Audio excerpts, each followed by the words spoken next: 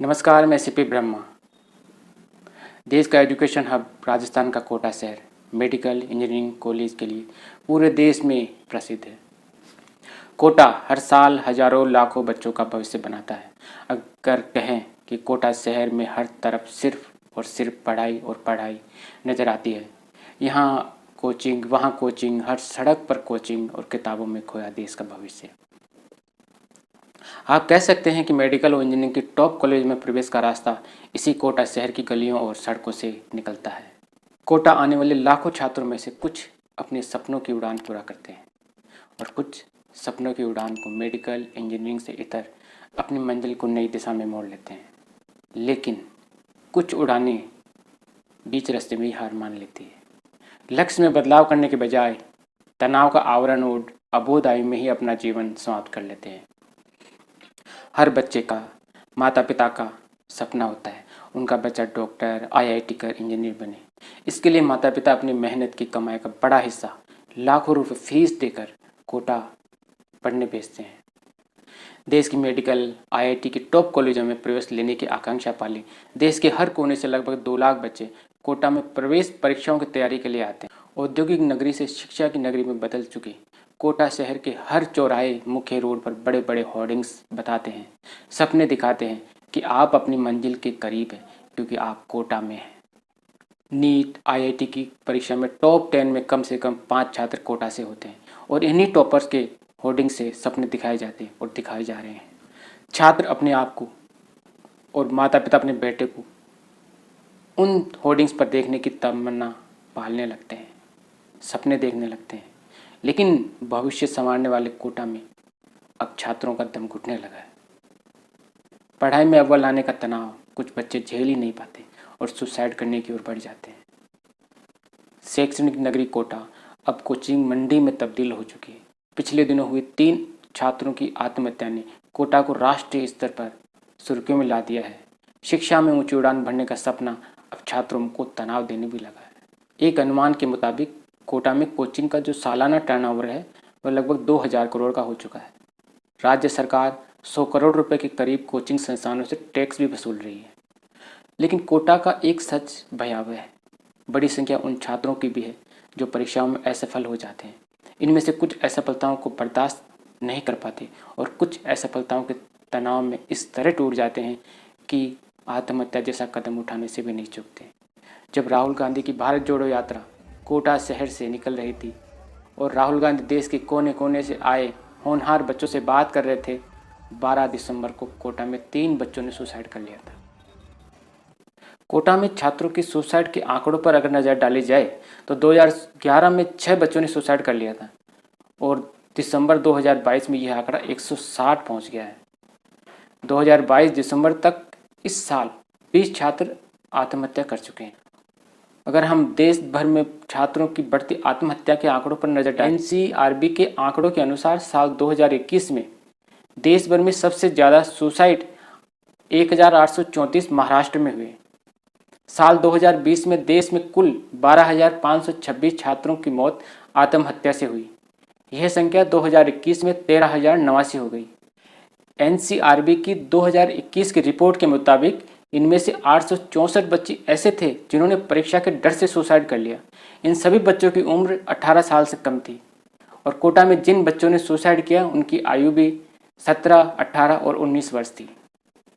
NEET की coaching कर रहे अभिषेक ने लिखा, I am fail, sorry mummy papa, मैं पढ़ना चाहता था लेकिन इधर उधर की बातें सोचता रहता हूँ, दिमाग पता नहीं कैसा हो गया है। 17 साल की छात्र शिखा यादव जो नीट की पढ़ाई पिछले 1 साल से कर रही थी ने हॉस्टल्स की 5वीं मंजिल से कूदकर आत्महत्या कर ली। पिछले कुछ दिनों में 5 छात्र आत्महत्या कर चुके हैं। 28 नवंबर को उत्तराखंड टिहरी निवासी सिद्धार्थ सिंह आईआईटी की तैयारी कर रहा था। 2 दिसंबर को मेडिकल की तैयारी कर रही 19 साल की काव्या सिंह ने अपने सुसाइड नोट में तनाव को कारण बताया था।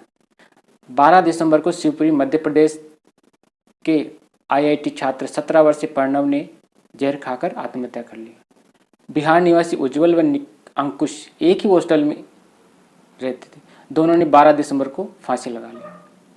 कुछ वर्ष पूर्व तनाव के कारण जान देने वाली एक लड़की ने अपने सुसाइड नोट में लिखा था, भारत सरकार और मानव संसाधन विकास मंत्रालय को जल्द से जल्द इन कोचिंग सेंटरों को बंद कर देना चाहिए, क्योंकि यहाँ बच्चों को तनाव मिल रहा है। उसने लिखा कि मैंने कई छात्रों को तनाव से बाहर निकालने में मदद की, लेकिन कितना हास्यास्पद है कि मैं खुद को इससे नहीं बचा पाई। छात्रों में बढ़ती आत्महत्या की प्रवृत्ति। कारणों पर मनोचिकित्सकों का रिसर्च बताता है कि पढ़ाई का तनाव, अपने परिजनों के विश्वास पर खरा न उतरना, परिवार की आर्थिक स्थिति कमज़ोर होना और बच्चे का लक्ष्य तक ना पहुंच पाना, मानसिक बीमारियां, बच्चे की रुचि के विपरीत माता पिता द्वारा सब्जेक्ट का चयन, कोटा में पारिवारिक माहौल का अभाव। बच्चे यहाँ अकेले रहते हैं, अपनी मन की बात किसी से शेयर नहीं कर सकते। अभिभावकों का पढ़ाई का दबाव बच्चों पर हमेशा बना रहता है। लिमिटेड सीटें, कंपटीशन की अधिकता और बेस्ट करने वाले को ही सीट का मिलना। अपने शहर कस्बे में टॉप रैंक लेकर आने वाले बच्चे जब कोटा शहर में देश भर के बच्चों के साथ कंपटीशन में आते हैं तो पिछड़ जाते हैं। इस कारण वे तनाव और डिप्रेशन में चले जाते हैं। टेस्ट सीरीज में रैंक कम आने पर बेस में बदलाव भी एक बड़ा कारण है तनाव का। अधिक समय पढ़ाई में रहने से बच्चों में तनाव और इस तनाव को दूर करने के लिए नशे की ओर बढ़ जाना। स्मार्टफोन की लत भी कोटा में बच्चों का अवसाद का या डिप्रेशन का बड़ा कारण सामने आया है। अधिक समय तक सोशल मीडिया में एक्टिव रहने के कारण छात्र अपने लक्ष्य से पिछड़ जाते हैं या फिर अपने लक्ष्य से भटक जाते हैं। अपोजिट जेंडर की ओर आकर्षण भी एक बड़ा कारण मनोचिकित्सक मानते हैं। कोटा प्रशासन एवं कोचिंग संस्थानों ने यहाँ आने वाले बच्चों की पढ़ाई के तनाव को कम करने के लिए बहुत प्रयास किए। बावजूद इसके आत्महत्याओं की घटनाएं कम नहीं हो रही। कोटा प्रशासन द्वारा एक गाइडलाइन जारी की गई है, जिसका पालन कोचिंग संस्थानों द्वारा किया जा रहा है। इस गाइडलाइन के अनुसार अगर बच्चा 2 दिन क्लास में नहीं आता तो कोचिंग प्रतिनिधि ऐसे बच्चों और उनके अभिभावकों से फ़ोन मैसेज द्वारा अनुपस्थित रहने का कारण जानेंगे।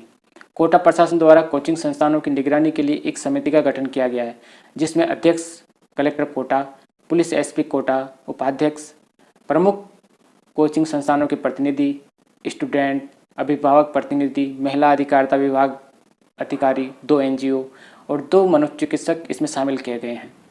लेकिन इन सब के बाद भी बच्चों को अपने परिवार से हर तरह के संबल की आवश्यकता होती है। बच्चे अपनी वेदना, अपनी बातें किसी से कह नहीं पाते, वह अंदर ही अंदर घुटने लगते हैं। परिवार से बात करने पर भी प्राय यही कहा जाता है कि मन लगाकर पढ़ाई करना बेटा, तुमसे बहुत आशा है। अब इस परिस्थिति में बच्चा या छात्र क्या करेगा?